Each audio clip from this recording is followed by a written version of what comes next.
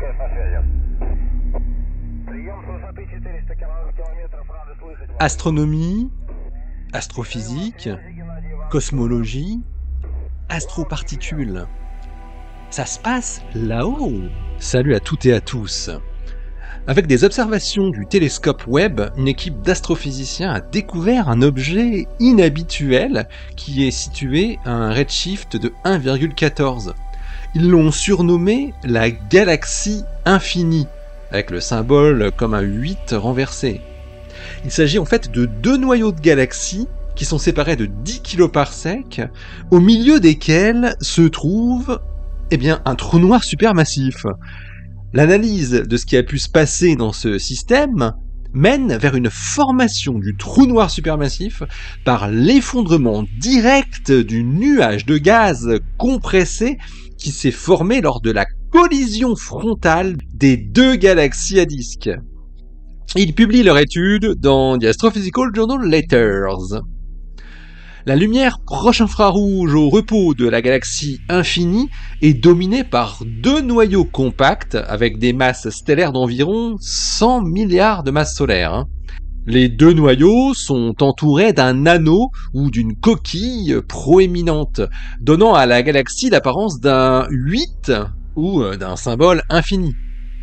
La morphologie ressemble à celle du système qui est nommé 2HZ4, où la collision frontale de deux galaxies à disque parallèles a conduit à la formation d'anneaux collisionnels autour de leurs deux renflements. La spectroscopie avec le télescope Keck, les données radio du Very Large Array et les données X du télescope spatial Chandra montrent que la galaxie infinie abrite un trou noir supermassif qui est en accrétion active avec une luminosité radio et X de type quasar. Mais ce qui est remarquable, c'est que ce trou noir supermassif ne soit associé à aucun des deux noyaux galactiques, mais au contraire se situe exactement entre eux en termes de position et de vitesse radiale. De plus, à partir de l'émission excédentaire dans le filtre NIRCam F150W de Webb, Peter Van Dokkum de Yale et ses collaborateurs déduisent que le trou noir est intégré dans une distribution étendue de gaz émetteurs H-alpha, avec une largeur équivalente au référentiel au repos qui est comprise entre 400 et 2000 angstroms. Le gaz couvre toute la largeur du système et a probablement été choqué et comprimé au site de collision, dans un équivalent à l'échelle galactique de ce qui s'est produit dans l'amas du Boulet, qui lui est une collision de deux amas de galaxies. Alors après avoir testé différentes hypothèses pour expliquer cet étonnant arrangement, comme la présence d'une éventuelle troisième galaxie, ou bien un trou noir supermassif qui se serait échappé de sa galaxie d'origine, Van Dokkum et ses collaborateurs en arrivent à la conclusion que le trou noir, s'est formé in situ, là où il est encore observé. Ce serait en fait plutôt une conséquence de la morphologie inhabituelle du système, et ça expliquerait également sa position et sa vitesse radiale. Dans ce scénario, le gaz ionisé entre les noyaux galactiques est choqué et comprimé par la récente collision entre les deux galaxies. Selon les chercheurs, il est possible que le trou noir se soit formé suite à l'effondrement gravitationnel incontrôlable d'un nuage ou d'un filament au sein de ce gaz. Ce scénario relie le trou noir au nuage de gaz dans lequel il est enfoui et explique pourquoi sa vitesse radiale se situe exactement entre celle du gaz dans les deux anneaux galactiques. Alors cette idée est qualitativement similaire au modèle de formation de graines lourdes qui ont longtemps été proposées pour l'origine des trous noirs supermassifs au centre des galaxies. Alors que le modèle dominant pour l'origine des trous noirs supermassifs reste encore celui qui est fondé sur une évolution à partir de trous noirs stellaires d'environ 1000 masses solaires, issus de la première génération d'étoiles, les étoiles de population 3, L'effondrement direct de nuages de gaz prégalactiques d'environ 10 000 à 100 000 masses solaires est une alternative importante aujourd'hui. Les simulations montrent en effet que l'absence de métaux dans ces premiers objets baryoniques, combinée au champ de rayonnement externe et à la dynamique violente des gaz associés à la formation du halo, eh bien, il peut créer des conditions propices à la formation de trous noirs supermassifs. Et récemment, ces modèles ont reçu une attention renouvelée car les premiers résultats du télescope Webb indiquent que de nombreuses galaxies ont des masses de trous noirs relativement élevées pour leur masse stellaire. Van Dockum et ses collaborateurs précisent néanmoins que la similitude avec les modèles d'ensemencement des premiers trous noirs supermassifs n'est que superficielle, car le gaz de la galaxie infinie, eh bien, lui, il est riche en métaux et il ne se trouve pas au centre du halo. Mais il rappelle aussi que des études à haute résolution des conséquences de fusion riche en gaz ont montré que des trous noirs peuvent se former dans les régions centrales du résidu, même si le gaz est riche en métaux. Ça avait été montré par Mayer et collaborateurs en 2010 et en 2015. Alors dans ce canal de formation, c'est la turbulence et la pression thermique plutôt que l'absence de métaux qui empêchent la fragmentation et la formation d'étoiles.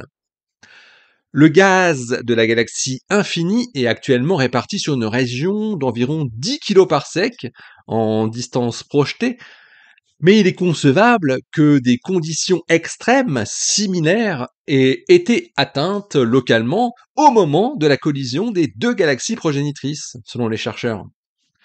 Il faut préciser également que dans ce scénario, les deux noyaux galactiques ont toujours leur propre trou noir supermassif.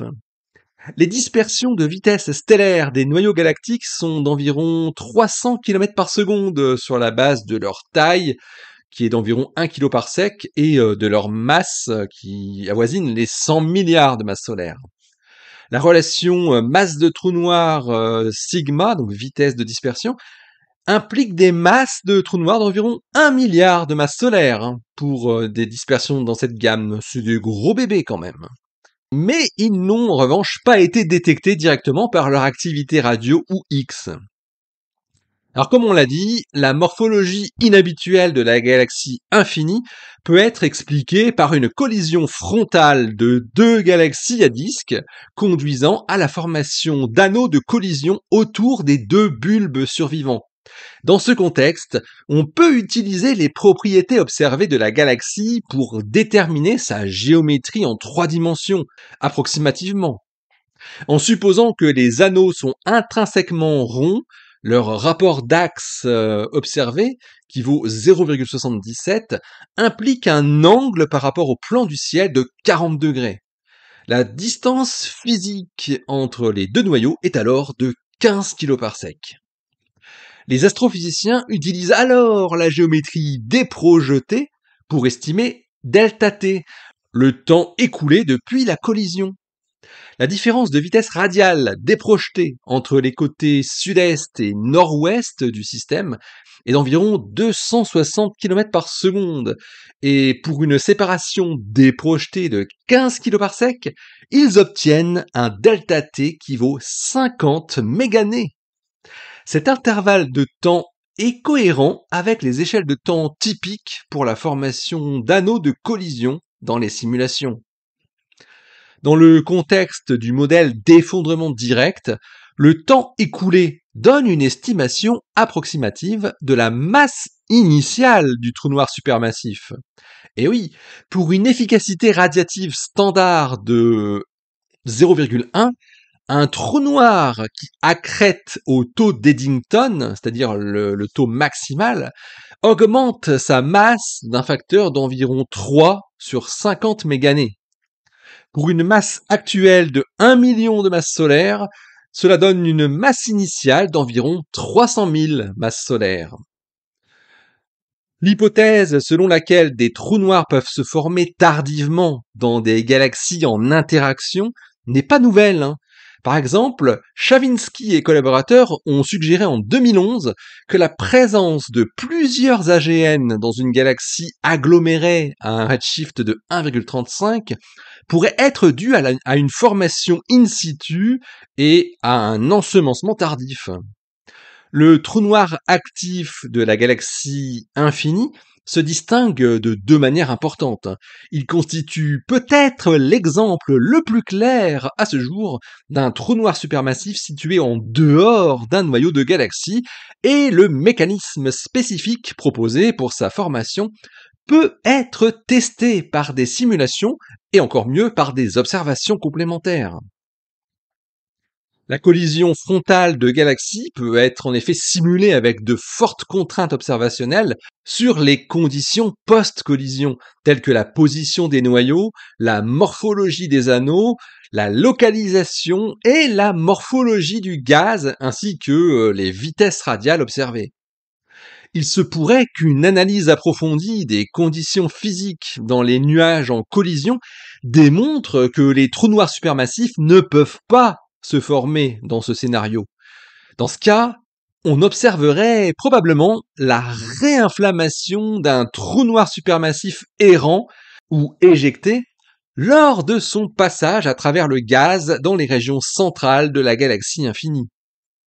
Mais s'il s'avère possible de former des trous noirs supermassifs dans ce type de collision galactique, eh bien on en apprendra beaucoup plus sur le processus grâce à cet objet singulier. Par exemple, il se pourrait que l'effondrement soit hiérarchique, avec des fusions d'étoiles massives conduisant à la formation de trous noirs de masse intermédiaire et de multiples trous noirs de masse intermédiaire fusionnant pour former le trou noir que nous détectons actuellement. Et d'autres tests proviendront bien sûr d'observations. La spectroscopie exploitée dans cette étude est limitée dans sa résolution spatiale et ne couvre pas les principales raies d'émission optiques H-alpha, N2 et S2. Ces raies sont inaccessibles depuis le sol en raison de l'absorption de l'eau dans notre atmosphère, mais elles peuvent être observées avec le télescope Webb. Avec NIRSPEC, la présence du gaz émettant des raies entre les noyaux pourrait être confirmée. Les vitesses radiales des noyaux galactiques pourraient être mesurées directement et la transition prédite entre la photoionisation près du trou noir et l'ionisation par choc plus loin pourrait aussi être observée. De plus, tout décalage de vitesse radiale entre le trou noir et le gaz environnant pourrait être mesuré avec précision. La preuve la plus convaincante d'un effondrement gravitationnel incontrôlable au sein de ce gaz, ce serait l'observation de l'absence de décalage. Ça serait difficile à concilier avec un trou noir errant ou éjecté qui possède une vitesse non négligeable. Et puis, c'est une prédiction du modèle de formation in situ. Alors, si le scénario proposé est confirmé, la galaxie infinie fournit une démonstration empirique que la formation de trous noirs supermassifs par effondrement direct peut se produire dans les bonnes circonstances. Quelque chose qui n'a jusqu'à présent été vu que dans des simulations et par des observations indirectes. L'article de Peter Van Dokkum et ses collaborateurs est paru dans The Astrophysical Journal Letters, le volume 988, daté du 15 juillet 2025, et il porte le titre « La galaxie infinie, un trou noir supermassif par effondrement direct candidat entre deux noyaux galactiques actifs massifs ». Allez, d'ici la prochaine, portez-vous bien, restez bien les yeux vers le ciel et puis restez bien les pieds sur terre. Allez, salut!